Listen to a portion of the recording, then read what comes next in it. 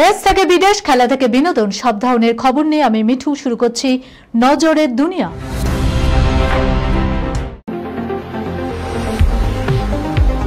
Prime diagnostic and polyclinic আধুনিক চিকিৎসা ও অভিজ্ঞ বিশেষজ্ঞ চিকিৎসকদের সুপরামর্শের সঠিক ঠিকানা।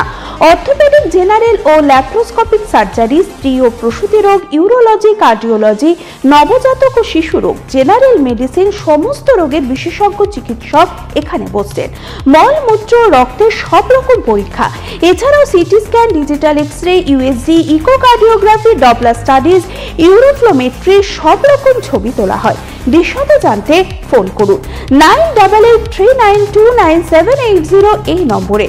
ঠিকানা prime diagnostic and polyclinic, 95 Pilkhana road, Ranibagan, Baharampur, Murshidabad.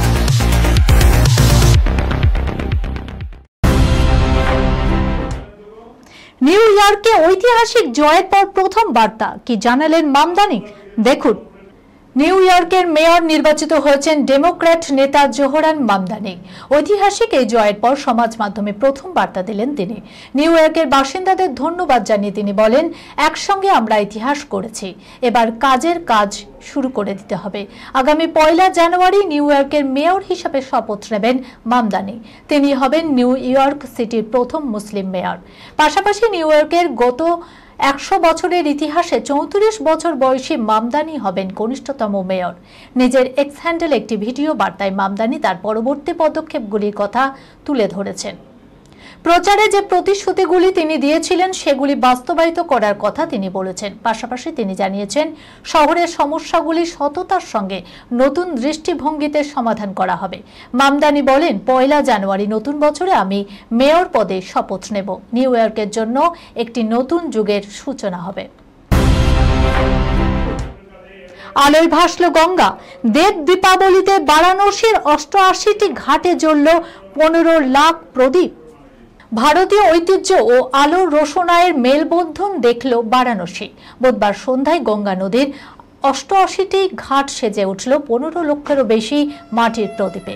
এই বিশাল আয়োজনের মধ্য দিয়ে উত্তরপ্রদেশে পালিত হলো দেব দীপাবলি উৎসব। এই বিশেষ অনুষ্ঠানে উপস্থিত ছিলেন মুখ্যমন্ত্রী যোগী আদিত্যনাথ এবং পর্যটন ও সংস্কৃতি মন্ত্রী জয়বীর সিং। তারা গঙ্গা তীরে প্রদীপ জ্বালিয়ে প্রার্থনা করেন। বারাণসীর এই বাৎসরিক আলোকের উৎসব দেখতে হাজার হাজার ভক্ত ভিড় করেছিলেন গঙ্গা তীরে। এই উৎসবকে শহরের সবচেয়ে গুরুত্বপূর্ণ দীপাবলি হিসাবে গণ্য করা হয়। নমঘাট থেকে শুরু করে 80 ঘাট পর্যন্ত 88টি ঘাটে প্রদীপ জ্বালানোর কাজে হাত লাগিয়েছিলেন বহু স্বেচ্ছাসেবক, মহিলা দল, স্থানীয় কারিগর ও সাধারণ মানুষ। পর্যটন মন্ত্রী জয়দীপ সিং বলেন, প্রধানমন্ত্রী নরেন্দ্র মোদীর নির্দেশনায় এবং মুখ্যমন্ত্রী যোগী আদিত্যনাথের নেতৃত্বে কাশী ভারতীয় ঐতিহ্য ও সংস্কৃতির একটি বিশ্বব্যাপী কেন্দ্রে পরিণত হয়েছে। দেব দীপাবলি কেবল একটি উৎসব নয়, এটি ঐতিহ্য সংরক্ষণে আমাদের ঐক্য ও প্রতিশ্রুতির প্রতিফলন। পৃথিবীর সবথেকে রহস্যময় নদী, 95 ডিগ্রি সেলসিয়াস তাপমাত্রায় ফোটে জল। কোনো প্রাণী পড়ে গেলে আর প্রাণ নিয়ে ফেরে না। আজ কথা বলবো সেই নদী।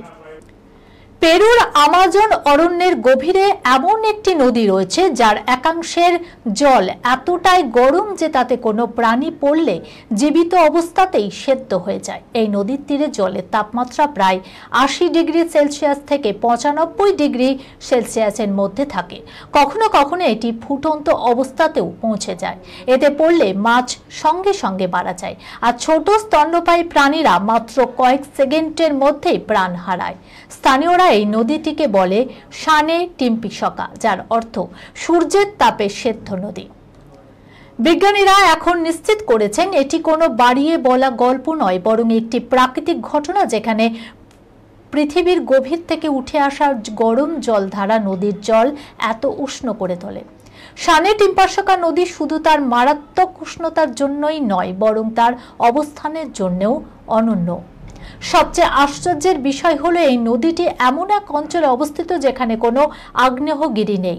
এই কারণে বিজ্ঞানীরা বিস্মিত, যেখানে গলিত লাভার কোনো উৎসই নেই সেখানে এত বেশি তাপ কিভাবে তৈরি হচ্ছে। এই রহস্যই শানে টিম্পাসিকাকে পৃথিবীর অন্যতম আকর্ষণীয় প্রাকৃতিক বিস্ময় করে তুলেছে।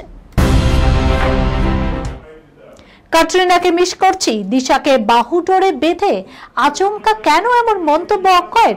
দেখুন, বলিউডের এক সময় হিট জুটি তারা দর্শককে উপহার দিয়েছেন Namaste London, Singh is king, ওয়েলকামের মতো ছবি। কথা হচ্ছে অক্ষয় কুমার ও ক্যাটরিনা কাইফের। এক সময় তাদের জুটির অন স্ক্রিন রসায়ন নিয়ে অফ স্ক্রিনেও কম চর্চা হয়নি, যদিও সেই সব জল্পনা উড়িয়ে ভালো বন্ধু হয়ে থেকেছেন তারা। প্রিয় বন্ধু ক্যাটরিনাকে এবার চোখে হারালেন বলিউডের খিলাড়ি। বললেন তোমাকে মিস করছি, কিন্তু কেন? আসলে অক্ষয় কুমার ও ক্যাটরিনা কাইফ অভিনীত 2007 সালের ছবি ওয়েলকামের গান উঁচা লম্বা কাদ্দি, যা আজও সমানভাবে জনপ্রিয়। এই গানই এবার ব্যবহার করা হবে অক্ষয়ের আগামী ছবি ওয়েলকাম টু দ্য জঙ্গলে। তবে পুরনো নয়, নতুনভাবে নির্মিত হচ্ছে এই গান। তারই ঝলক সোশ্যাল মিডিয়ায় শেয়ার করেছেন আক্কি। সেখানে ক্যাটরিনার জায়গায় এবার দেখা যাচ্ছে দিশা পাটানিকে। রেড হট লুকে দিশা ঝড় তুলেছেন। অন্যদিকে কাউবয় লুকে দেখা যাচ্ছে অক্ষয় কুমারকে, সঙ্গে বাজছে গান। ইতিমধ্যে সোশ্যাল মিডিয়ায় ভাইরাল হচ্ছে সেই ভিডিও। ওই ভিডিও পোস্ট করেছে অক্ষয় কুমার। ক্যাপশনে লিখেছে 18 বছর আগের কথা, কিন্তু আজও স্মৃতির পাতায় তাজা হয়ে রয়েছে।